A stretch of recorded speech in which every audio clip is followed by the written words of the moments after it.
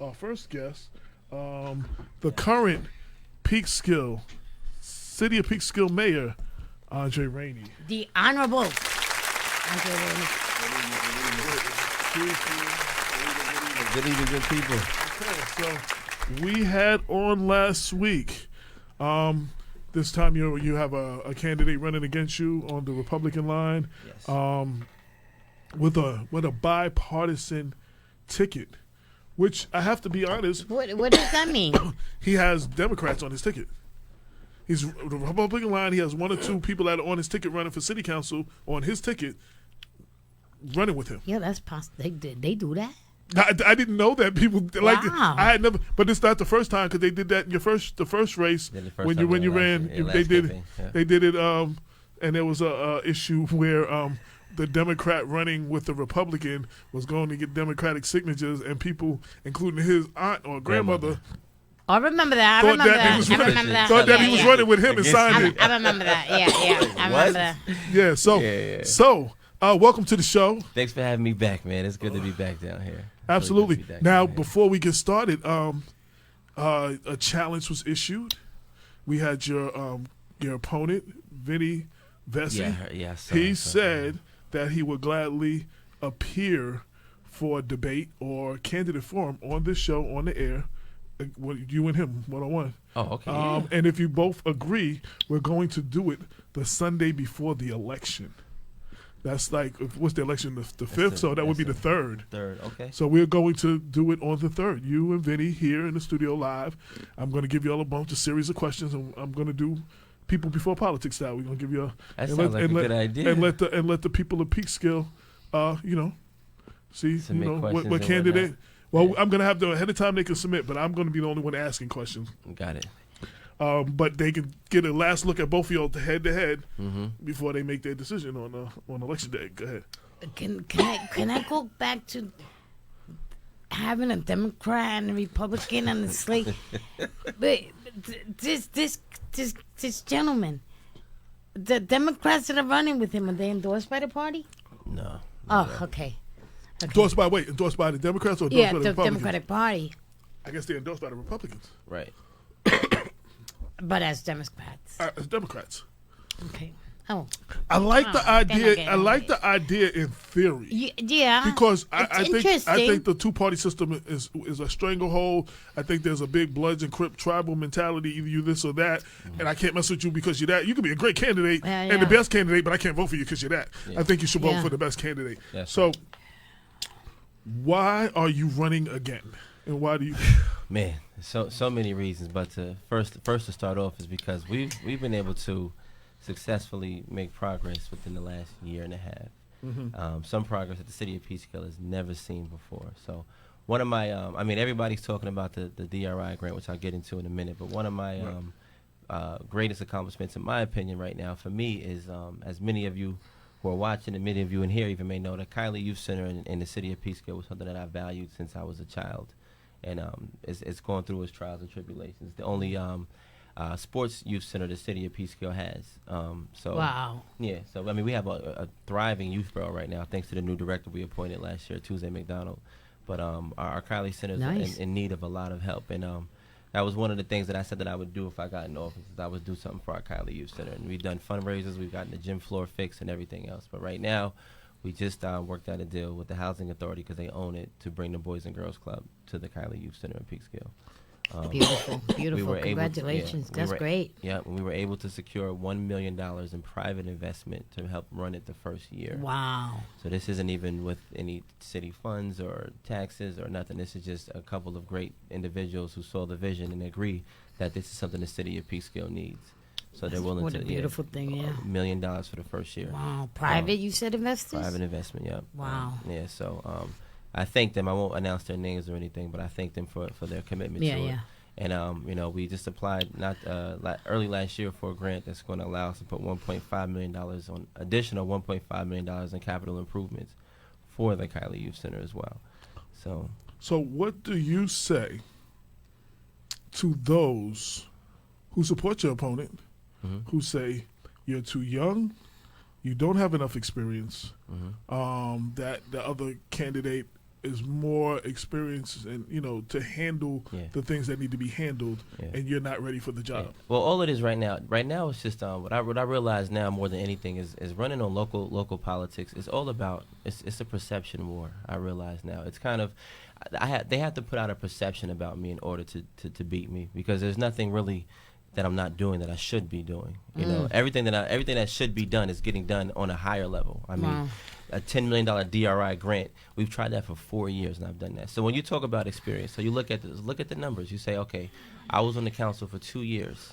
When I was on the council for the first 2 years, they considered me the swing vote, because I was that one that didn't play that party line thing. It was kind of, this is what I think is right, this is what I did, and that's what I would vote for. So I was pretty much considered the swing vote. In the last 2 years, I've been the mayor. So if we're going to talk about experience, in the last 4 years of my term on the council, I've had more experience than he's had, because he was on the council for 4 years only as a council person, which doesn't take the same commitment as a mayor does. Nice. So on top of that, I see where you're going. Yeah, and on top of that, if you look at the amount of meetings that I've had to attend as the mayor or as the council, compared to how many meetings that he had or even missed, then you'll see that the experience is there. So the experience, that's just what they do is, what I realize the tactic is, we're going to put out there what we want the people to believe, regardless of if it's true or not. But this is what we have to do, because we create a perception. So we say, he's too young. Look at the other mayors before me. Each mayor had their time. In my 2 years, I've been able to meet and greet with some of the most important people that make the decisions where the money comes from our city. You got the county executive, George Latimer, loves Peekskill. Senator Harcum loves Peekskill, even opened his headquarters in Peekskill. Governor Cuomo, he's been to Peekskill 4 times since I've been in office, and we actually got the DRI grant this year. On top of that, we've gotten $14 million in approved grants in the last year. So if the experience is the issue, what am I doing wrong? Now, one other thing, too, just for all of our listeners outside of Peekskill. Certainly. Because, as Lorraine can attest and everybody else, you're the only municipality I know where the mayor only runs for 2-year terms. Tell me about Instead of 4 years. Everybody else gets 4 years. Tell me about it, yeah. I don't know if you can speak to why that is, or if that's even important, but that's what it is, though. Yeah, so the city of Peekskill's charter is based on a village. So in 1940, I believe, when the city of Peekskill became an actual city, we never changed the charter to normal city regulations. Even in other charters in cities, the mayor gets paid a lot more to run a city, but we're still being paid as if we're running a village. Yeah, so that was our charter never changed since the 1940s when it became an actual city. So we're still being ran like a village is run. Okay, now I have to ask you, and we covered this already in January. Okay. So when your opponent was on, and I shared the video, like I cut it to just the beginning, the end, the full video, and make it a separate video so you don't have to watch the whole show, so the candidate can share it. Yeah. People were asking for your last appearance, which was in January. Okay. And at that time, I think there was an incident about, you discussed the incident of an event you went to that they tried not to let you in and all that. Oh, yeah. And I got an earful from someone you're familiar with that told me. You got an earful from. Right. So she loves me. She follows me on everything. About that she paid X amount of money for it. It was a private event, and all this and all that, and basically said that you were lying. Yeah. And said it all over Facebook. So I said I would ask you, and since we covered this in January, I don't want to make this the whole thing, just briefly, but I just want to give you a chance to address it. I'll make it real quick, so I don't give that person too much airtime. But the first thing I would always say is, whenever you hear something from that person, always ask for documentation. That is one thing that the person can never provide. So you're always here. That same person put something on Facebook the other day about one of the council members saying something about their money laundering, and a person responded saying, not being fictitious, but what exactly do you mean, and who are you talking about? And that person replied saying the tea lady, because she knows if you actually use that person's name and the information is false, that's defamation of character. So she never has any documentation, but it's good to just throw stuff out there because people bait it. So when you say that you paid $2,000 to use a community room that doesn't cost, I think she said $2,200. $2,200 to use a community room that doesn't cost more than $400 to use, and you can only pay that rent to use it if you're an actual resident of that community, which she's not. then you have. So my thing is, when you hear stuff like that from people like that, just say, well, can you just show me proof rather than just give me a bunch of these text messages or Facebook posts that's going to change the world. I asked everybody for that anyway, yeah, but exactly. I did say I would address it. Yeah, because So, but again, my thing is, I was saying at the beginning of this interview is it's a perception.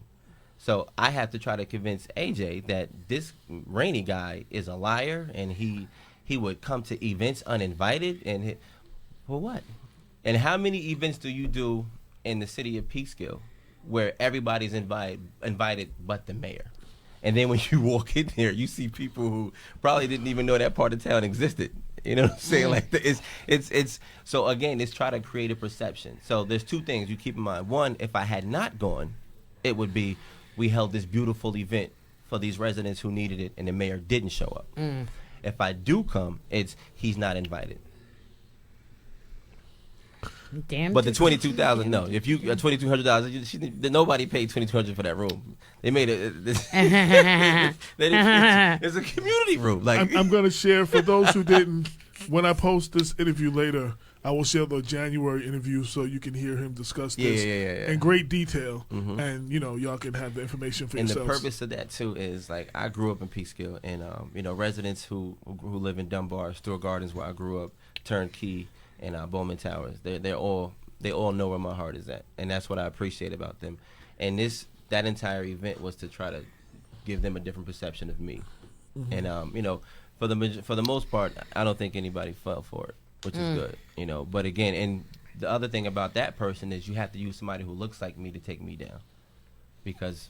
Well, that's what's going on through the history of our people. Yeah. I mean, even the Bible stories, historical figures, it's just there. I was very disappointed when I found out that they used Jackie Robinson. Jackie Robinson, the epitome, the first one to play against Muhammad Ali. And I watched the video of him saying, because I wouldn't have believed he said it if I didn't see the words come out of his mouth.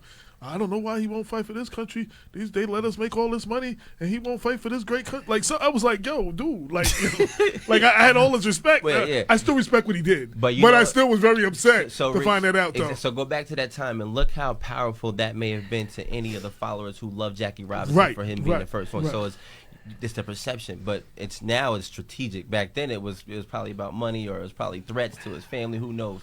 Now it's all about strategy. Is your opponent, what nationality is your opponent?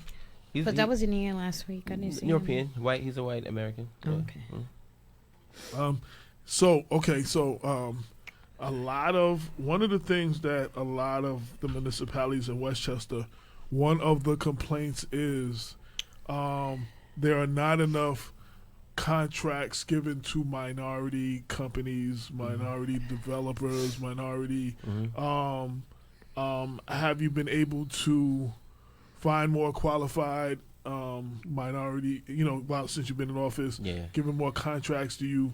I know people. First off, that's a good question. It's a catch-22, because like Obama, the black people are all expecting you to do a certain amount of stuff, and then white people will be like, "Oh, you're only doing it because they're black." Right. So you have to weigh that alone, that little thing, and you have to walk that tightrope. But as an African American, do you try to give out more contracts to more minority, more receptive to the application? So not only do we do that, but when I first got in office, a friend of mine reached out to me and asked me, when we put out an RFP for the property on Louisa Street last year, they had asked me, how come you don't have the MWBE in your RFPs? And I said, I'm not really familiar with the MWBE. And he said, well, that stands for Minority, Women, and Black Enterprises. So that shows that you're promoting it to those type of developers. So when he informed me of that, that was one of the first things we did in office. That happened within the first 3 months. So we in every RFP we put out, which is a request for proposal for any project that we put out, we put the MWBE wording in there, which means Minority, Women, and Black Enterprises. So if you're a minority, woman, or Black enterprise construction, this is for you. So it's not just developers. Now, the second thing about the Obama comment is very serious. Like when it comes to MWBEs, there's also a grant that we applied for and we got approved for, which is a $200,000 grant you can get every 2 years. That goes strictly to minority, women, and Black enterprises. We opened about 7 new businesses in the last 2 years using that grant, right in Peekskill. So we're definitely looking out for our Black developers, definitely looking out for our Black independent businesses. The other thing is, being that I'm in this position, I can't make you open up a soul food restaurant because that's what you want in Peekskill. Somebody has to come here and say, that's where I want to open up my restaurant. You know, I can't make you open up a clothing store in Peekskill. Somebody has to come here and say, I want to open up that restaurant. You know, some of the businesses that we have that are here now, people found Peekskill. You know, there's a couple of developers that have found Peekskill, and they're buying a private property all over the city because they found Peekskill and they invested in it. Our people are doing some of that, not as much of it. You know, so with me there, hopefully it's an influence to get them to come, but they have to want to bring their business in Peekskill as well. Throughout the county of Westchester, one of the wealthiest counties in the country. You know, I found out, I did a story, I found out, you know, 3 of the major 4 commissioners of the major sports, 3 of them live in Westchester. Obama's first cabinet, almost half of them lived in Westchester. Really? Yeah, like, I mean, like, Clintons live here. And then there's so many of Fortune 500 in Westchester. Yeah. Like, just crazy. I wouldn't doubt it. So, in a company in a county that touts that, they don't believe that there's systematic racism. They don't believe that there's poverty. They don't believe that all these things exist. Yeah. I don't know if they don't believe it, but well, they claim it. I mean, I've talked to I've talked to almost every. They won't admit it. We can say we don't believe it. No, they won't admit it. I've talked to almost every police commissioner when we had all the situations with Eric Garner and all of those situations. Gardner in Yonkers, New Rochelle. We went through all of them, and most of them said, they told me to my face, no, AJ, there is no systematic racism in our police force. Like, that's just not true. But I mean, but you know, if you don't experience it, with that, we have stuff like homelessness. How are you dealing with homelessness? That's a big issue that we've in the county of Westchester, and we've covered it in detail on the show. Yeah. How are you? So we I don't know if you're aware, but we had a huge homeless issue. We have the CHOP, the Caring for the Hungry and Homeless in Peekskill, and they have a location on Water Street right now. And apparently that their location is the building was sold to another owner. So in year 2020, December, they have to get out of that location. So they have found a location somewhere in Peekskill in the area of Washington Street. And when they found this location, they presented it to the city, to the community, like, yo, we found a location. But the community was kind of like, well, you didn't. Our backyard. Well, that was what came after. The first response was kind of like, you found this location, but you didn't consult anybody in this area. They were really upset, and I had signed in support of the homeless shelter movement over there, because my perception growing up was help the homeless. So I didn't. My first thought wasn't, where is it going to be? My first thought is, you found a location, let's do it. So people were actually fighting about it on social media and creating petitions. So I went to one of our council meetings. I said, there's no way that people really don't want this shelter over there. And if there is, I would like those people to contact me or come to a council meeting, because Peekskill is Peekskill. Like, I grew up here. We love everybody. And for 7 months straight, emails every single day, council meetings every other week. They even started organizations. Peekskill, they started organizations. They did a fundraiser to get an attorney to sue the city if we allowed the homeless shelter to go in that area. So it was heartbreaking for me, because like I said, my perception growing up, it wasn't, we can't help the homeless, or homeless shouldn't be near us. That just wasn't how I felt. Still not how I feel. But the city responded completely different than I did. And they don't want it there, and they made their voice loud and clear. And the organization that was trying to put the shelter over there, they pulled out. And this was, you'll read the literature in the I think it was in the Examiner. My opponent, that was one of the things he said.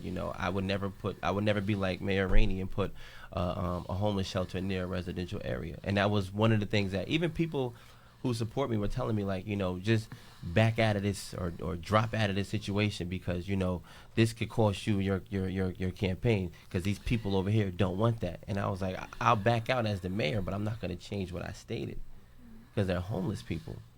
So that was huge in the city of Peekskill. So what was the end result? What are homeless now? The thing is, now once the contract is up in December 2020, if the new owner doesn't allow him to extend, which is probably not because he's already proposing or preparing his proposal for what he wants to do with that building. If they don't find a place for them to go, we may lose it. Wow. Yeah, we may lose it. So, hopefully we find somewhere in the area. I mean, somewhere in the city, an area in the city of Peekskill, somewhere where people will support it together. And of course, the approach has to be a lot different, though. It has to be, let's vet out the entire city. Let's see if there's any areas that are actually possible, because a lot of people who didn't want it were suggesting places that just wasn't possible. Like I can't suggest. You know what? Let's put it in AJ's house. AJ still live there. You can't just suggest that. So hopefully it can be more of a city effort once it comes back, because I'm sure it will come back. But hopefully it can be more of a city effort, and we can work together to try to find a location. That leads to my next question, and where I was going with the whole county doesn't see things, the racial divide and how segregated it is. Gentrification is a big word that is taking over Westchester. Especially in Yonkers. Especially Mount Vernon, too. Mount Vernon is a good example in place. But I know it's happening everywhere, and it happened earlier. It's just catching up to places like Mount Vernon, because what they end up doing is kicking out a lot of their poor, a lot of the Section 8, and they end up shipping them to Mount Vernon or Yonkers, or one little part of New Rochelle, but mostly Mount Vernon and Yonkers. How are you dealing with gentrification? And all gentrification is not bad, but what do you do with the people who live there now? Well, there's two things. Right now, we're fighting for the housing that we have, especially the public housing. There's no other choice. We've worked with the county. Obviously, HUD. They're trying to get rid of public housing in a lot of places. Yeah, a lot of the projects they're privatizing them. They're selling them off. But that's or tearing them down altogether, like in New Orleans. But what they're offering, even the state and the county. I mean, it's the county. Now, when you have a person, and I love the work that this developer's done, though. I cannot deny it. But when you give somebody that has $60 million, an $8 million pilot, you kind of like, you're not really looking out for the residents of your city, and I think that's one of the reasons why a lot of the people supported me when I first came in. This developer, there was we call it the Parks and Recreation fee. So if you don't create anything on your property that's catered to children, like a playground or a swimming pool, then you have to pay the city a certain amount of money. And in this case, in that project, it was $75,000, because each unit is $4,500 that you have to get to the city. And so when we were negotiating this process, my predecessor decided that in addition to the $8 million pilot, we should waive the $75,000 fee that he has to give to the city, because he's doing so much work in the city. But that goes to Parks and Recreation, which is all of our parks that our kids play at, all our parks that our DPW has to clean. When people come to visit, they walk up the riverfront, they want to see that. Yeah. So I said, why would we waive such a fee? Well, on top of the $8 million pilot, why would we waive such a fee? So that was a conversation, that was a dialogue that started me into the bumping heads of my predecessor, which got me to where I'm at today. We're definitely going to have both of y'all back on. How do people reach you? Website, social media? Yeah, so I just got back on Facebook. I left Facebook alone back in December. I deactivated my page. There's too many arguments about Trump and Obama and Democrats, Republicans, and race. It's just horrible. But I had to take a break from it. But now, PScaleProgress.com. That'll give you more information about me and my entire slate that are running. My Facebook.com/Andre Rainey for all. Instagram is Mayor Rainey. You can find me on every LinkedIn, Andre Rainey the Mayor. If you just Google Andre Rainey the Mayor or Mayor Andre Rainey, all of my little website links will come up. You're not tweeting out your agenda like Trump?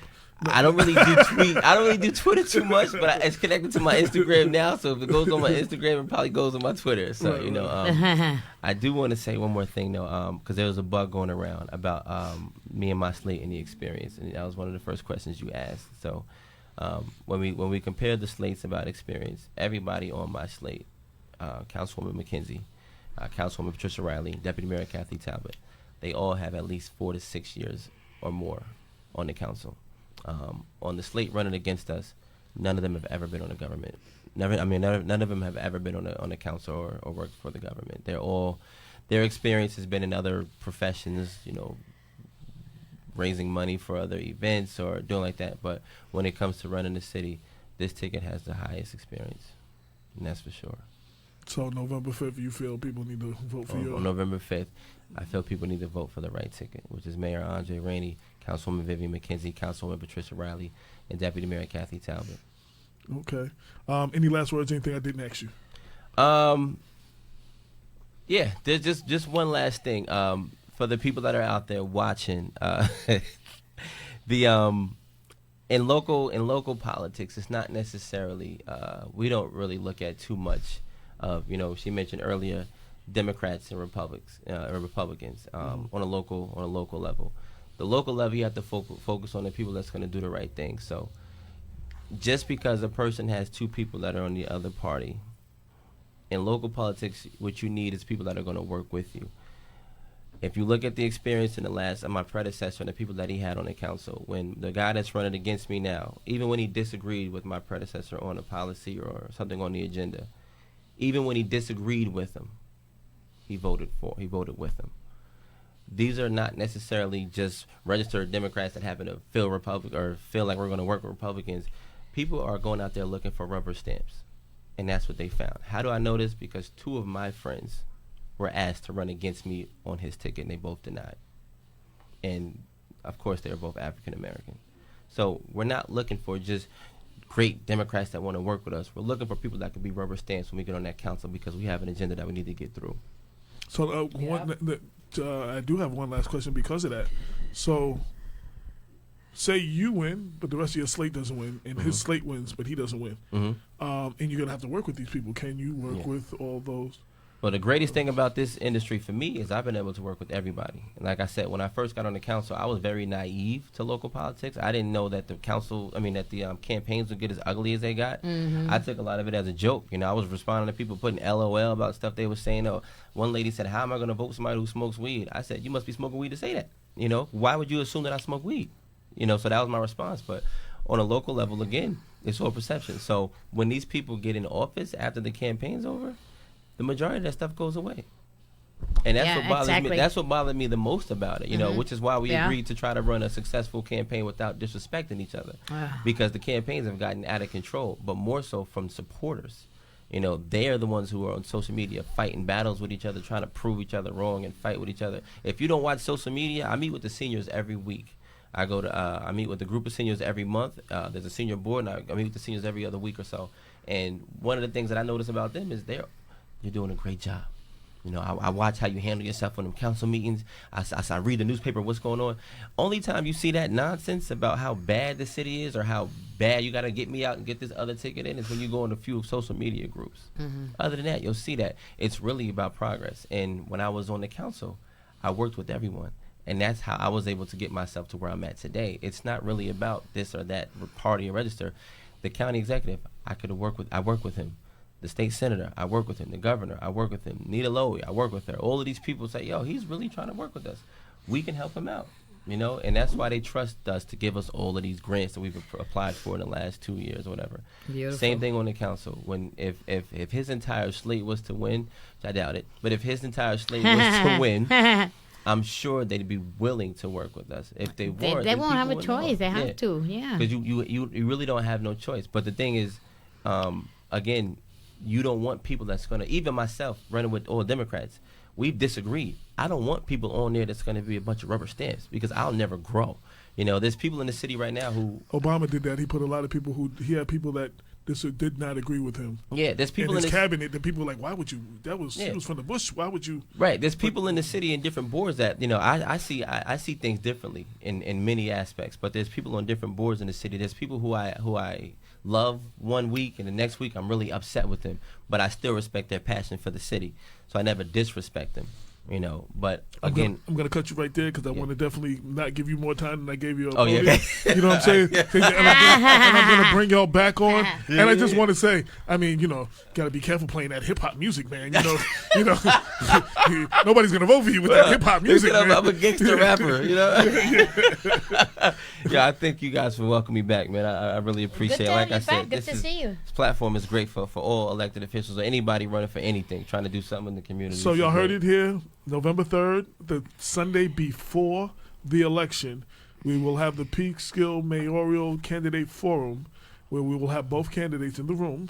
and I will be asking them the questions, and y'all get to get your last look at candidates before the election. Sounds like a plan. All right, that's what's up. And we want to thank you for coming down. Yes, thank you once again. No doubt.